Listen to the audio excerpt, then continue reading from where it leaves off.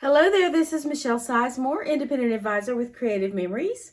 Today you'll learn how to make this quick and easy border using the laser cut border embellishment. It's like a laser cut die cut from the Golden Harvest collection, and it looks like this. So this part is already pre-cut for you, and it already has the pumpkins on it. It comes in a pack of other laser cut borders like this.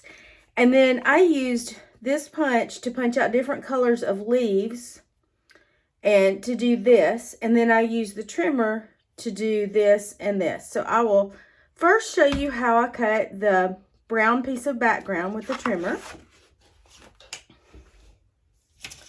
I'm going to take this piece of paper. Again, it's from Golden Harvest. And I already have a straight side, so I don't need to cut a straight side. So I'm going to switch out my blade, flip this open, and take the straight blade out. Put the yellow blade in. It's the Decal blade. It needs to be curvy side down. Open up my arm. Make sure my little foot is flipped out. And then I need to cut this brown to 2.5 inches. So I'm going to line it up right here at the 2.5 inch mark. And this is the line that goes all the way down. I want to follow to make sure it's straight. And it is straight all the way down. Then I'm going to close the arm. And I've got the Decal blade in here, and I'm just going to cut. And now I have my Decal blade. You can kind of see there that it's like a little bit of a torn edge. Okay, I'm going to set this aside because I'm done with the trimmer for now. And I'll go ahead and mount this. Now, I always like to do this on the back of a piece of cardboard or paper so it doesn't stick to my table. And then I take my repositionable tape runner. It's the one that has the green cartridge. And I'm just going to dab some of that on the back of this. It's really great to use the repositionable because it comes out in clear dots and it only sticks where it needs to stick and the rest goes on the background. And that way, when you flip it over, you don't have a lot of adhesive poking through. And if some people use glue pens and they kind of get wet and globby, in my opinion, so you don't see all of that. I just really love this tape runner a whole lot. So I want to get this look. So I'm going to mount this on top of my brown with the Decal side up. And I need to come up just a little bit because I don't want my pumpkins to hang over. I forgot about that. Again, it's also good to use this repositionable tape runner because you can pick it up after you mount it and move it around if you don't get things quite straight. And this is a really good example of that. Now I'm just going to press it down. And if I see a few little clear dots, I just rub them off. So honestly, this would be a cute border just like it is. You could put it at the bottom of a page and not embellish it at all. But I'm going to show you how you could embellish it with leaves like this. This is our autumn leaves border punch. And I really like these border punches, and I really like that one. I'm going to just grab a piece of this yellowish cardstock because that is the color of one of the leaves that I put in here, and show you how to use this. So there's a black line right here, right there. So that's where you want to start.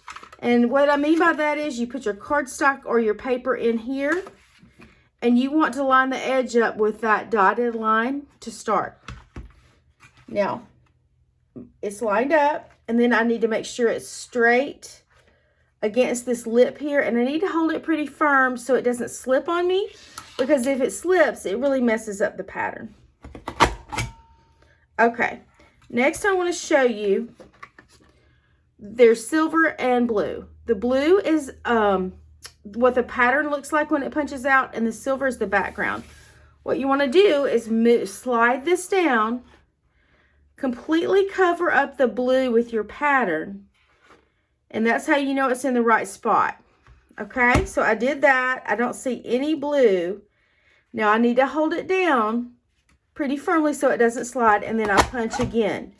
I slide it down, match up my pattern again, hold it straight,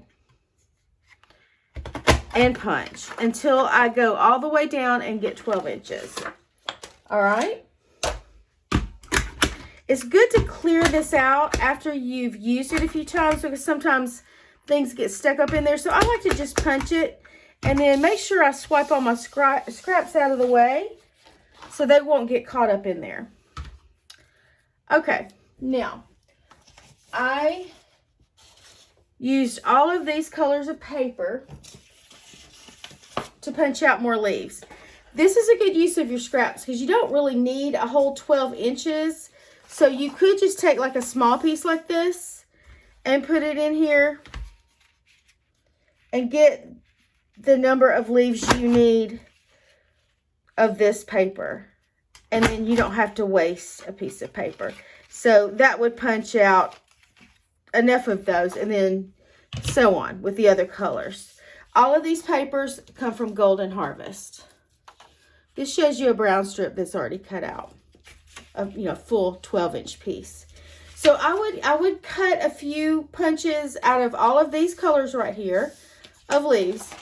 And then after I've done that, I would take my scissors and separate them.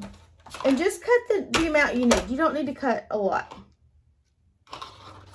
These micro scissors work really, really well because they're really good to get into the intricate parts.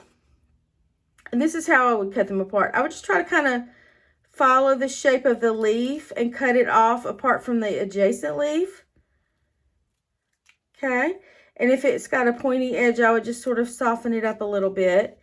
And I would do that with all the colors to get as many as I need for my 12-inch border. I'll cut one more. And so on. So you do that with all your colors and just separate your leaves so you get little individual pieces.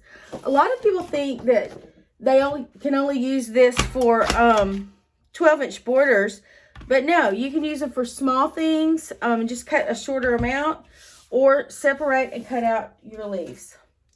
All right, here is my border. And what I would do is just slowly mount, well, not slowly, I would gradually add my leaves as I wish. Now, these are the ones that I've already punched out before I did the video. Okay? And I would just take them and kind of stagger them and alternate colors and alternate shapes. That has a pointy edge, so I'm going to cut that off. I don't like that. These micro scissors, again, are really great for that. They're really sharp, and they get in the little tiny grooves. So I would just sort of stagger these as if they were like real and alternate my colors and so on, and go all the way down until I get the final border, which I cannot find my sample at the moment. Not really sure how that happened because I haven't moved from this spot, but you saw it. And I will, goodness gracious. Seriously, where did it go? Oh, it's on the other side of this, I think. Yep. So that is what the finished product will look like. Pretty easy, and I think it makes a pretty border. And I love the colors in this Golden Harvest collection. Thank y'all for watching my video.